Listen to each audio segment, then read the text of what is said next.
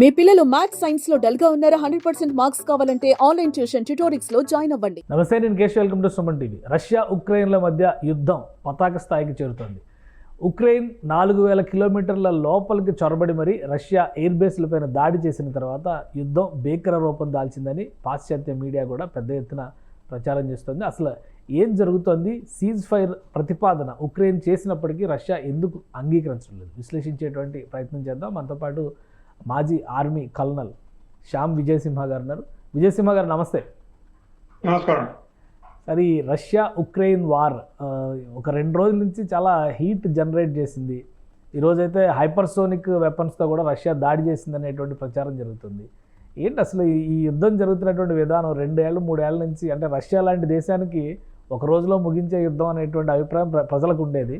But 2-3 ఏళ్ళు అవుతున్నా కానీ ఒక అంతం అనేది లేకుండా ఎందుకు జరుగుతుంది?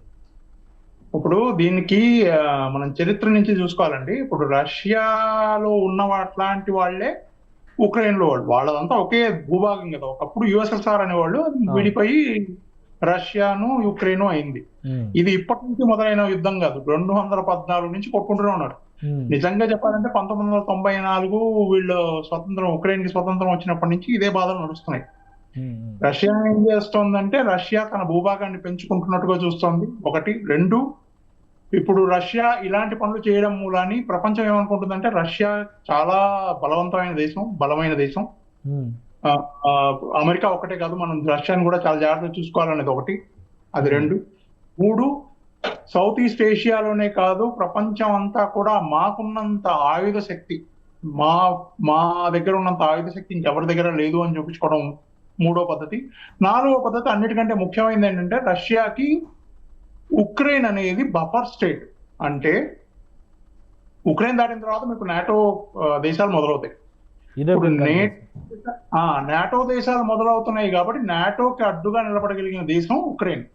మీరు 2వ విశ్వయుద్ధంలో కూడా చూసుకున్నా, కీవ్ ఏదైతే ఇప్పుడు ఉక్రెయిన్ ముఖ్య పట్టణంగా వెలుగుతోందో అక్కడే జర్మనీని ఓడగొట్టిన సందర్భం అది. జర్మనీ ఆర్మీని మొత్తాన్ని పట్టుకుంటారు సోవియట్ యూనియన్ వాళ్ళు. సో అది buffer state, Ukraine buffer state వాళ్ళకి. కాబట్టి ఇప్పుడు ఈ బఫర్ స్టేట్ ని వాళ్ళకి వ్యతిరేకంగా యూరోపియన్స్, అమెరికా వాళ్ళు తయారు చేస్తున్నారని రష్యా కోపం. దానివల్ల ఇది కొట్లాడుతున్నారు. ఇది అప్పటి నుంచి కొట్లాడుతున్నారు.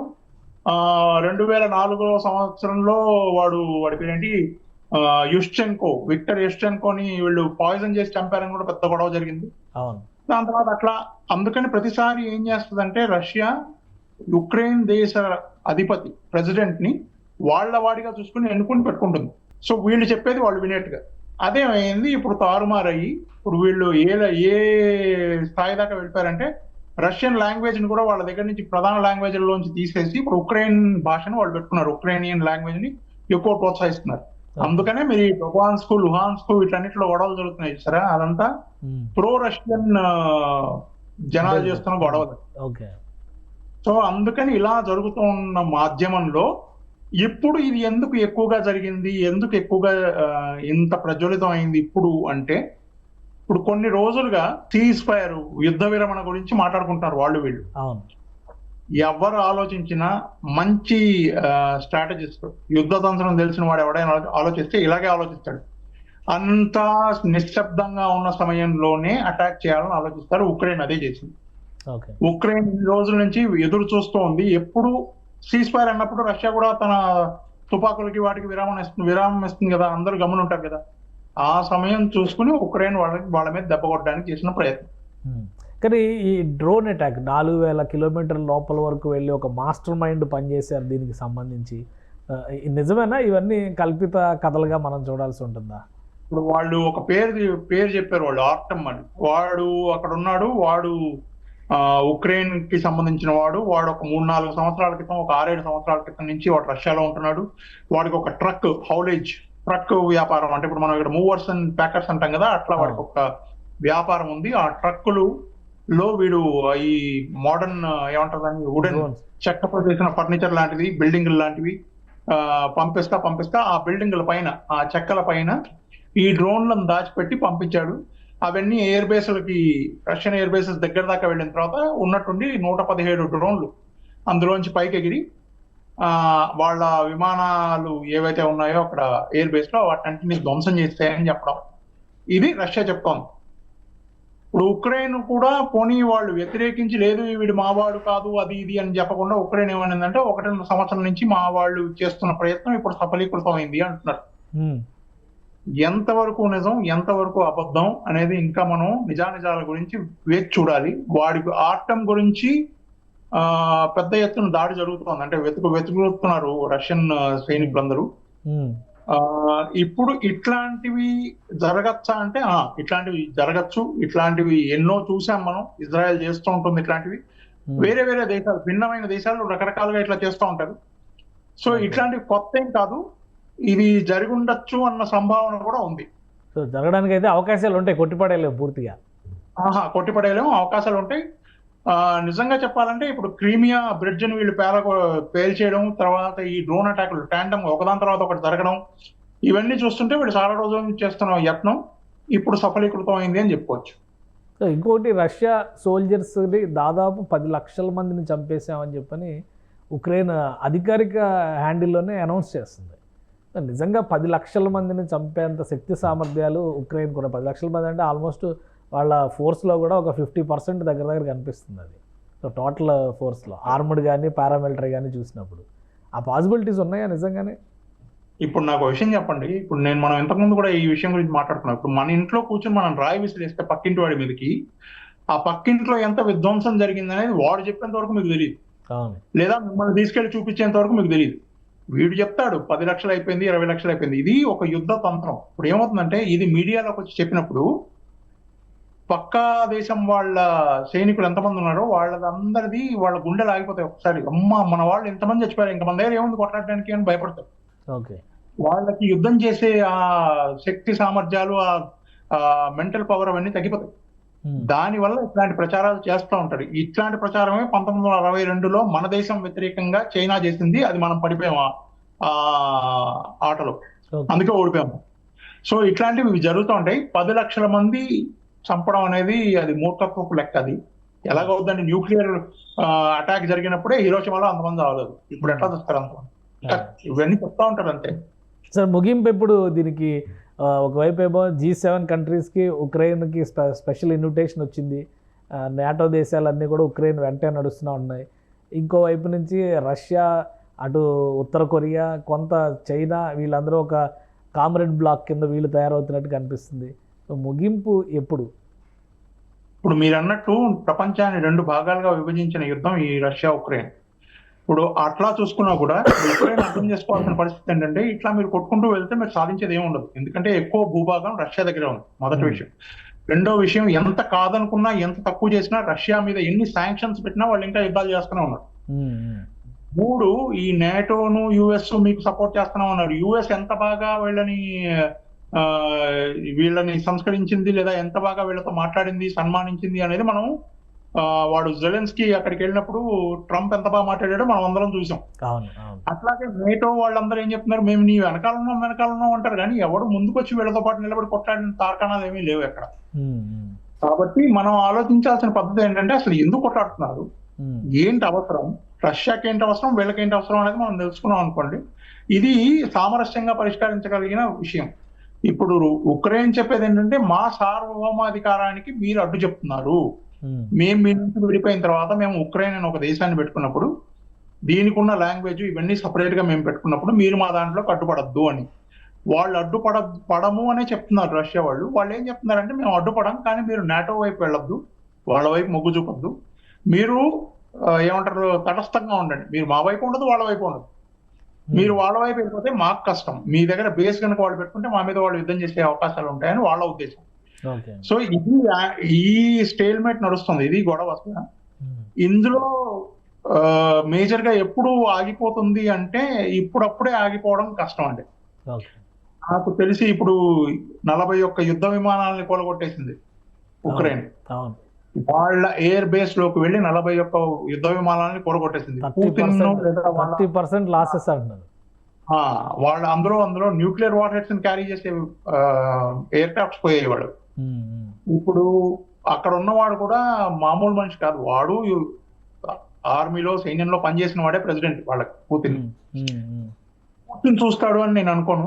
వాళ్ళు ఊరుకుంటారని కూడా నేను అనుకోను. వైలెంట్ గా రియాక్ట్ అవుతారు. అది మనం చూస్తున్నాం. మీరే అంటున్నారు కదా హైపర్సోనిక్ మిజైల్స్ తోటి దాడులు జరుగుతున్నాయని.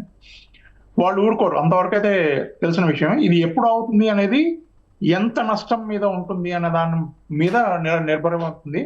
అంటే బ్రేక్ ఈవెన్ అంటాం కదా మనం. అంటే వాళ్ళ సైన్యం పూర్తిగా తగ్గిపోయి ఇంకా అన్టెనబుల్ పొజిషన్స్ కి, అంటే ఇంకా మేము కొట్లాడలేము అన్న పరిస్థితికి వీళ్ళు రావచ్చు, లేదా కొట్లాడలేము అన్న పరిస్థితికి వాళ్ళు రావచ్చు.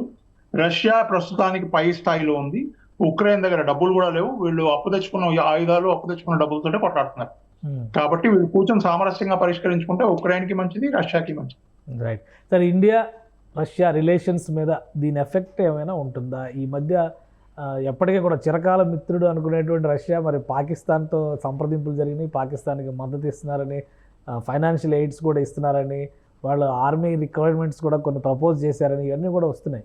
సో ఉక్రెయిన్ వార్ నేపథ్యంలో భారత్ రష్యా సంబంధాలు ఎలా ఉండొచ్చు, అది పాకిస్తాన్కి ఎలాంటి అడ్వాంటేజ్ క్రియేట్ చేసే అవకాశాలు ఉన్నాయి? ఏమీ లేదు. పాకిస్తాన్ భారతదేశానికి రష్యాకి ఇంతకు ముందులాగా ఉన్న సంబంధాలే ఉంటాయి ఇప్పుడు కూడా. ఇప్పుడు మనం మన పందాన్ని మార్చుకుని మనం అమెరికాకి దగ్గరయ్యాం స్వతహాగా. అంటే చారిత్రకంగా మనం చరిత్ర అంతా మనం తిరగరాసి చారిత్రకంగా మనం చూస్తే మనం రష్యాకి దగ్గరగా ఉన్నవాడు. మనం మన స్టాండ్ ని మార్చి మనం అమెరికాకి దగ్గర వాళ్ళని కూడా చూసాం. అది మనం చూసుంటాం లాస్ట్ ఒక 5-6 సంవత్సరాల నుంచి మనం ఇది కూడా చూస్తున్నాం కదా. సో అప్పుడు రష్యా ఎప్పుడు అడగలేదు మీరు ఎందుకు వాళ్ళకి దగ్గరగా వెళ్తున్నారు అని. వాళ్ళు అప్పుడు కూడా మనతోటి మన స్నేహితుల్లాగానే ఉన్నారు. ఇప్పుడు రష్యా పాకిస్తాన్ కి సాయం చేయడానికి ఒప్పుకుంది అంటే అది వ్యాపారం. ఆ స్నేహం కేవలం వ్యాపారం. రేపు పొద్దున భారతదేశానికి పాకిస్తాన్కి మొన్న ఆఫ్ సింధూర్ లో కూడా జరిగిన యుద్ధంలో రష్యా మన వైపే నిలబడింది. మేము మీకే సపోర్ట్ చేస్తామని చెప్పింది. అది వ్యాపారం. వ్యాపారం డబ్బుల కోసం చేస్తారు. మీరు చూస్తుంటే ఈ ఉక్రెయిన్ యుద్ధం వల్ల రష్యా మీద చాలా శాంక్షన్స్ ఉన్నాయి. అమెరికా వాళ్ళు శాంక్షన్ పెట్టారు, యూరోప్ వాళ్ళు శాంక్షన్ పెట్టారు. మరి వాళ్ళ వ్యాపారం ఎలా జరుగుతుంది? వాళ్ళు ఏవో తయారు చేశారు, అవి ఎవరికి అమ్ముకుంటారు? వీళ్ళకి కావాలి, వీళ్ళకి అమ్ముతున్నారు. పాకిస్తాన్ అది వాళ్ళ అడ్వాంటేజ్ తీసుకుంటున్నారు, వాళ్ళు అవకాశం తీసుకుంటున్నారు. అమెరికా నేను మీకు అమ్మను అని చెప్పి ఒక ఎంబార్గో పెట్టింది కొన్ని రోజులు పాకిస్తాన్ మీద. ఆ సమయాన్ని ఉపయోగించుకుని రష్యా వాళ్ళకి దగ్గర అయ్యి వాళ్ళకి ఆయుధాలు అమ్ముతోంది. చైనా ఆయుధాలు పాకిస్తాన్ కొనుక్కోవడానికి కారణం కూడా అమెరికా వాళ్ళకి దూరం అవడం వల్లే. అమెరికా దూరం అవడానికి కారణం భారతదేశం. ఇది పెద్ద గేమ్ అనమాట. అది పెద్ద స్ట్రాటజిక్ గేమ్. అది చదరంగం జరిగిందంట అంతే. అంతేగాని రష్యా వాళ్ళకి ఒకవేళ అమ్మితే అది వ్యాపారం మాత్రమే. దాంట్లో సహాయం చేసింది వ్యాపారం మాత్రమే. డబ్బులు తీసుకుంటారు, ఆ ఆయుధాలు ఇస్తారు వాళ్ళకి. అంతేకాని అది కూడా వాళ్ళు ఏం చెప్పారు, భారతదేశానికి అమ్మిన ఆయుధాలు మీకు అమ్మం మేము, అదే లాంటి ఆయుధాలు మీకు అమ్మం మేము. అండ్ ఒకవేళ స్నేహానికి వస్తే భారతదేశం వైపే వాళ్ళు ఎక్కువ మొగ్గు చూపుతారు. ఓకే సార్, ఇప్పుడు ఈ యుద్ధం సందర్భంగా రెండో ప్రపంచ యుద్ధం తర్వాత మొదటిసారిగా ఇప్పుడు ప్రపంచం 2 భాగాలుగా అయిపోయిందని ఇందాక కూడా అనుకున్నాం మనం. ఇది 3వ ప్రపంచ యుద్ధానికి దారి తీస్తుంది అని గట్టి ప్రచారం జరుగుతుంది. ఏంటి నిజంగా మళ్ళీ ఆ పోలరైజేషన్, కోల్డ్ వార్ టైమ్ ఎఫెక్ట్లు ఇవన్నీ వచ్చే అవకాశం ఉందా? ఇప్పుడు నాకు తెలిసి నాంది అన్నట్టుగానే చెప్పుకోవాలి మనం. దగ్గరగా 50-60% వరకు అటువైపు ఉన్నాం మనం. ఇప్పుడు అమెరికా గోల్డెన్ డోమ్ అని ఒకటి తయారు చేయడం, వీళ్ళు హైపర్సోనిక్ మిజైల్స్ చేయడం, డ్రోన్లు తయారు చేయడం, వాళ్ళ న్యూక్లియర్ కేపబిలిటీస్ ని పెంచుకోవడం, లేదా సముద్రాల్లో వాళ్ళు ఎక్సర్సైజులు చేయడం, ఒక్కొక్క చిన్న దేశాలను చూసుకుని వాటి మీద యుద్ధాలు చేయడం, లేదా యుద్ధం జరిగిన తర్వాత దాని ఆఫ్టర్ ఎఫెక్ట్స్, అంటే అది అయిపోయిన తర్వాత దాని నుంచి నేర్చుకున్న పాఠాల నుంచి వాళ్ళు ఎక్సర్సైజులు చేసి దాన్ని ఎట్లా పైకి రావాలని ఆలోచించడం, ఇవన్నీ చూస్తా ఉంటే మనం ఆల్మోస్ట్ మనం అక్కడే ఉన్నాం, దాని దగ్గర ఉన్నాం, తలుపు దగ్గర నిలబడి ఉన్నాం. తలుపు తీసి లోపలికి వెళ్ళడమే, అంతే కావాలి. ఇప్పుడు ఇంకొక స్పార్క్, మీరు ఇజ్రాయెల్ ఆల్రెడీ కొట్లాడుతోంది, దాని వైపు కొన్ని దేశాలు ఉన్నాయి, వేరే వాళ్ళ వైపు కొన్ని దేశాలు ఉన్నాయి. ఇప్పుడు ఉక్రెయిన్ రష్యా కొట్లాడుతున్నారు, వాళ్ళ వైపు కూడా కొంతమంది ఇటు కొంతమంది అటు ఉన్నారు. భారత్ పాకిస్తాన్ మధ్య ఆఫ్ సింధూర్ జరిగింది, కొంతమంది ఇటు కొంతమంది అటు ఉన్నారు, సపోర్ట్ చేశారు. ఇప్పుడు ఇంకొకటి కావాలి. ఆ ఒక్కటే ఇప్పుడు అది తైవాన్ నుంచి మొదలవుతుందో, చైనా నుంచి మొదలవుతుందో, ఎవడెవరిని కొట్లాడతాడో అర్థం కావట్లేదు. ఇది గనక ఒక్క స్పార్క్ మళ్ళీ మొదలైతే, ఒక్క రవ రాజుకుంటే నిజంగానే ఇది 3వ ప్రపంచ యుద్ధం వైపు. రైట్, అంటే అది ఉక్రెయిన్ రష్యా ఇష్యూ దగ్గర నుంచి మొత్తం ప్రపంచం మొత్తానికి చుట్టుకునేటువంటి అవకాశం ఉందండి. Right right, thank you sir విశ్లేషణ అందించినందుకు. ఇది రష్యా ఉక్రెయిన్ యుద్ధానికి సంబంధించి ప్రపంచవ్యాప్తంగా పరిణామాలు శరవేగంగా సాగుతున్నాయి. ఇప్పటికే ప్రపంచం 2 భాగాలుగా విడిపోయినటువంటి పరిస్థితి స్పష్టంగా కనిపిస్తుంది. రష్యా భారతదేశానికి చిరకాల మిత్రుడిగా ఉన్నటువంటి దేశం కాబట్టి ఆ మైత్రి ఎప్పటికీ కొనసాగుతుంది. కానీ వ్యాపారాత్మకంగా జరిగేటువంటి నిర్ణయాలు మాత్రం రష్యా ఎవరితో అయినా కానీ వ్యాపార సంబంధాలు పెట్టుకోవచ్చని కల్నల్ విజయసింహ గారు విశ్లేషిస్తున్నారు. ఇంకోవైపు నుంచి చూస్తే ఉక్రెయిన్ పరిస్థితి చాలా దయనీయంగా ఉంది. ఈ యుద్ధానికి మించి అంటే యుద్ధానికి సంబంధించి కాల్పుల విరమణ అనే ప్రకటన వస్తే మొదటి ఉపశమనం లభించేది ఉక్రెయిన్కే అని ఆయన విశ్లేషిస్తున్నారు. ఇది special discussion. Keep watching. Suman టీవీలో మీ పర్సనల్ అండ్ బిజినెస్ ప్రమోషన్స్ కోసం కింది నెంబర్కి కాంటాక్ట్ చేయండి.